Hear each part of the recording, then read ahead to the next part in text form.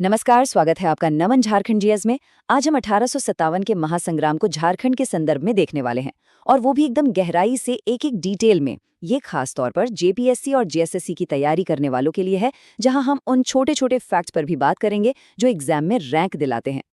तो ये रहा आज का हमारा रोड मैप। हम विद्रोह की पहली चिंगारी से शुरू करेंगे, फिर देखेंगे कि ये आग कैसे फैली, चतरा की उस डिसाइसिव बैटल के बारे में जानेंगे, सिंहभूम और पलामू के संघर्ष को समझेंगे, और आखिर में बात करेंगे कि कौन नायक था, कौन गद्दार, और आज उनकी विरासत क्या है। तो चलिए शुरू करते हैं। तो कहानी की शुरुआत होती है 12 जून 1857 को। जगह थी देवघर का रोहिणी गांव।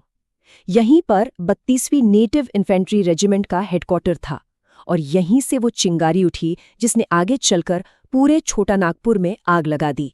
अब यहाँ पर जो बात सबसे ज्यादा गौर करने वाली है ना, वो है इसकी टाइमलाइन। सोचिए जरा, 12 जून को हमला होता है और ठीक 4 दिन बाद 16 जून को तीनों सिपाहियों को फांसी पर लटका दिया जाता है। ये सिर्फ एक सजा नहीं थी, ये अंग्रेजों का एक मैसेज था कि बगावत की हर कोशिश को कितनी बेरहमी से कुचल दिया जाएगा। रोहिणी में जो चिंगारी भड़की थी, वो वहीं तक सीमित नहीं रहने वाली थी। वो तो एक तरह से जंगल की आग बन चुकी थी, और देखते ही देखते जुलाई के आखिर तक ये आग हजारीबाग से लेकर रांची तक, मतलब पूरे छोटा नागपुर में फैल गई। हजारीबाग में विद्रोहियों को एक बहुत बड़ी कामयाबी मिली। उन्होंने सुरेंद्र साई जैसे एक बड़े और प्रभावशाली नेता को जेल से आजाद करा लिया। लेकिन कहते हैं ना, हर कहानी में एक विलन होता है। यहाँ भी था।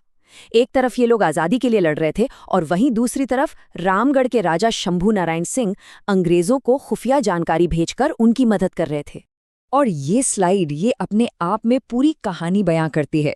एक तरफ अंग्रेजी हुकूमत का सबसे बड़ा अफसर कमिश्नर डॉल्टन अपनी जान बचाने के लिए पिथौरिया के रास्ते भाग रहा है, और दूसरी तरफ रांची में ठाकुर विश्वनाथ शाहदेव ने बागडोर संभाली, खुद को राजा घोषित किया और एक आजाद सरकार बना ली। इसे कहते हैं पावर शिफ्ट। तो अब हम आ पहुंचे हैं कहानी के उस मोड़ पर जहां इस पूरे विद्रोह का, इस पूरे आंदोलन का भविष्य तय होने वाला था। ये कोई छोटी मोटी झड़प नहीं थी, ये था झारखंड में 1857 के संग्राम का सबसे बड़ा और सबसे निर्णायक युद्ध, चतरा का युद्ध। विद्रोहियों का प्लान एकदम साफ था। उन्हें छतरा से निकलकर रोहतास जाना था, और वहां जाकर मिलना था महान स्वतंत्रता सेनानी वीर कुंवर सिंह की फौज से। सोचिए, अगर ये प्लान कामयाब हो जाता तो शायद आज हम कुछ और ही इतिहास पढ़ रहे होते। लेकिन अंग्रेजों ने उन्हें रास्ते में ही घेर लिया। लगभग 3000, ये कोई छोटा आंकड़ा नहीं है। 3000 जांबाज सिपाही एक तरफ थे, जिनका सामना मेजर इंग्लिश और लेफ्टिनेंट अर्ल की ब्रिटिश फौज से हुआ। तो नतीजा क्या हुआ इस जंग का? नतीजा विद्रोहियों के लिए काफी विनाशकारी रहा। जय मंगल पांडे और नादिर अली जैसे बड़े नेता पकड़े गए, 150 से ज्यादा सैनिक शहीद हो गए। और हाँ, एग्जाम के पॉइंट ऑफ व्यू से एक चीज जरूर नोट कर लीजिए, लेफ्टिनेंट डॉन्ट और सार्जेंट डायनन को उनकी बहादुरी के लिए विक्टोरिया क्रॉस दिया गया था। पकड़े गई नेताओं को 2 दिन बाद 4 अक्टूबर को चतरा के पंशियारी पोखर के पास फांसी दे दी गई। चतरा की हार एक बहुत बड़ा झटका थी, इसमें कोई शक नहीं, पर इसने आजादी की लड़ाई की आग को बुझाया नहीं, बस लड़ाई का मैदान बदल गया।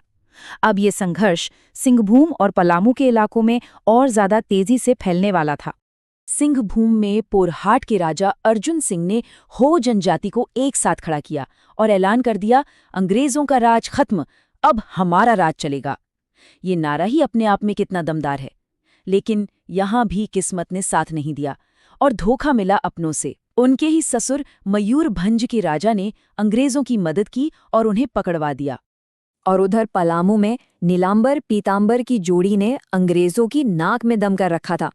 पहले तो उन्होंने शाहपुर किले पर कब्जा कर लिया। जब कर्नल डॉल्टन ने उन्हें वहां से खदेड़ा तो वो रुके नहीं, जंगलों में चले गए और वहां से गुरिल्ला युद्ध शुरू कर दिया, मतलब छुपकर वार करना, जिसने अंग्रेजों को बहुत परेशान किया। तो अब तक हमने पूरी घटना को सिलसिलेवार तरीके से देख लिया, लेकिन इतिहास सिर्फ घटनाओं का ब्यौरा नहीं होता। हमें ये भी समझना होगा कि कौन हीरो था और किसने अपनों की पीठ में छुरा घोंपा। तो चलिए अब इसका विश्लेषण करते हैं और देखते हैं कि इन नायकों की विरासत आज हमारे लिए क्या मायने रखती है। अब ये जो टेबल है ना, इसे तो एकदम दिमाग में बिठा लीजिए, यहाँ से सवाल बनते ही बनते हैं।